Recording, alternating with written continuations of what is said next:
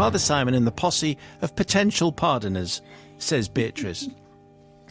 My very good friend, let's call her Angela, is a remarkable, awe-inspiring woman. She has been diagnosed with cerebral palsy from birth and pretty much just gets on with life. We met when I worked at university. The university she attended, and we've been friends ever since. Aside from her zillions of other achievements, Angela has a black belt in karate. It is the acquisition of this particular accolade in the 90s that is the subject of this confession. Angela's black belt qualifying event was being held in Belgium, and she required some extra assistance with getting dressed, managing her meals and propelling her wheelchair. She asked me if I could accompany her. Now, being a poor student at the time, a weekend trip abroad with a friend and a wonderful opportunity, I jumped at the chance.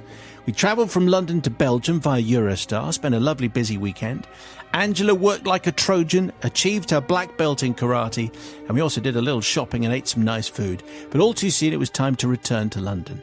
We were returning on a Monday afternoon, but somehow, in the process of breakfasting and packing, we realised we were getting a little pushed for time. We arrived back at the Eurostar terminal with minimal time to spare before the train left.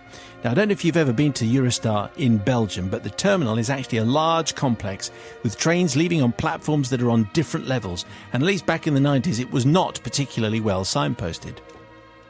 This certainly didn't help someone who was late, in a hurry, with two decent-sized holdalls full of clothes and with a friend who is a wheelchair user. So after being directed by passers-by to various incorrect platforms and dashing in and out of lifts, getting increasingly confused in the process, the fateful incident occurred. I asked a fellow passenger for the final time where our platform was, and he pointed. It was within sight. All we had to do was traverse the travelator. You know those flat escalators that you get at airports? I wasn't even sure they were called a travelator, but that's... Yes, that must be, yeah. That's what it is, normally flat. I had encountered the travelators many airports before I confidently approached this one, says Beatrice. Once I got closer, however, I noticed that this one, unlike the other horizontal ones I had previously used, sloped downwards towards the platform. Quite sharply. Interesting design, I thought, but considering we had very little time before the train left, I didn't let this stop me. I pushed Angela onto the travelator, took a few steps forward. A little late, perhaps, my brain kicked in and I thought, oh, this is a lot steeper than I was expecting. I better stop walking before I lose control of Angela's wheelchair. As I said, this is a little late, as I had, in fact, already lost control of the wheelchair. Right. The wheelchair, containing a rather shocked Angela, was rapidly gathering pace, but fortunately it was the early afternoon. There was only one other person on the travelator. It's where it becomes a bit like a cartoon here. As it sped up, the sound of the wheelchair careering down the travelator echoed round the station and reached a similar crescendo to a herd of elephants. The other travelator passenger, a young, stylish businessman, looked over his shoulder and did the only thing he could do, which is to run as fast as his smartly clad legs would carry him. Quite right. His briefcase was thrown in one direction, his newspaper in another, as we involuntarily chased him to the bottom of the travelator. As we hit the bottom, Angela flew out of her wheelchair, but due to two fortunate facts, she had a holdall full of clothes on her lap, and she's a black belt in karate, who has extensive experience of falling safely. She was completely uninjured. The businessman, also uninjured, and other passengers raced to help Angela back in the chair, whilst I was flat on my face, wrestling with my trainer lace that had become entangled in the escalator. But aside from an escalator-shaped cut in my left knee, in which I still have the scar, I was also uninjured. I think that makes you injured, actually, but apart from that, she was uninjured. We thanked our saviours, reassembled our belongings, and hobbled off to catch the train with literally moments to spare. All the way back, we cackled with laughter at our close escape and how hilarious we must have looked.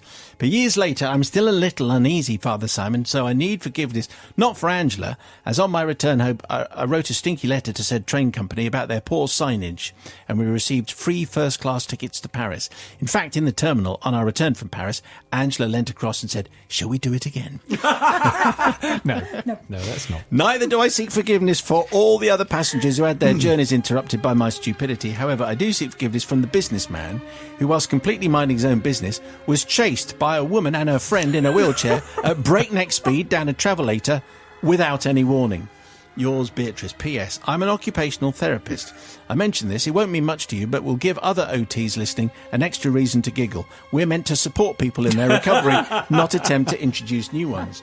Well, hardcore confession listeners will remember we had a very good occupational therapist confession, which revolved around the fact that it was almost impossible to explain what an OT does simply. So when this OT was confused for a nun, she actually did say a few words of blessing at a funeral. So that's the way that one went, which maybe we could do as a confession from the crypt. Anyway, Beatrice is the one who wants some forgiveness from Sister Bobby there. Well, I'm going to attend to both of you, actually. Basically, Beatrice and Angela, what are you two like? I wish you were my best friends. I've got some good friends, but I could always do with more. You two sound like an absolute, what storm. It's great, isn't it, when you get a potential story going all well in the end. And you can imagine being that businessman turning around and thinking, I'm in trouble here. The thing is, how many times have you seen someone fall over? If they don't hurt themselves and they can laugh themselves, it's absolutely fine, and then you can laugh. But genuinely, you're all sitting there going, so it's brilliant. I don't think actually he would mind, and I'm sure he told lots of people and had a really good laugh of it. So you are forgiven, Beatrice and Angela. Yeah, if you want a new best friend, I'm your woman. I think being a black belt in karate sounds like the really cool thing to be, because you can cope with this. Absolutely. I'm going to forgive for that reason. Number one, for describing karate as basically the art of falling over, which makes perfect sense to me. But also because people who stand on travelators, I have never understood. The point of the travelator is to get us all there quicker than we need to get them walking. There's no point in... We're not in an aquarium. We're not going under the sharks flying. We're supposed to be getting somewhere quicker. There's no point in...